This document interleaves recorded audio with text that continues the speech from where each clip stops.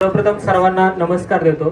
ध्वजाला वंदन करून आपण कार्यक्रमाला प्रत्येक वर्षी सुरुवात करतो. माझी ओळख करून देतो. मी सूरज कनीचे ध्वजाची सेवा करतो. 2016 पासून मी ध्वज हातात घेतला.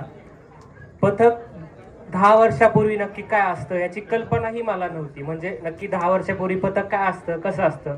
तर ऋषी भैया म्हणून आहेत महामुनी, तर ते मला घेऊन आले पथकामध्ये की बाबा चल. आता पथकाची माहिती तर सरांनी आणि प्रत्येक बाकीच्यांनी तुम्हाला दिली असेल, पण पथकाला जयस्तुते नाव हे कसं आलं आणि जयस्तुतेचा अर्थ काय हे पण सांगणं नक्कीच तुम्हालाही गरजेचं आहे.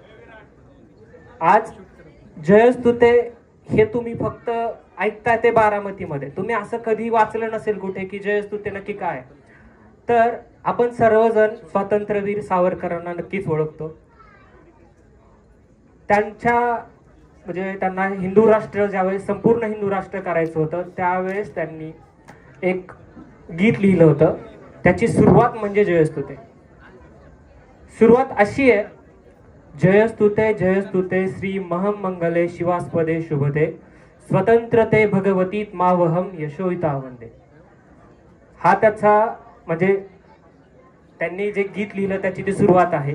आता हे जयस्तुते नावच का, म्हणजे तुम्ही बाकीचे नाव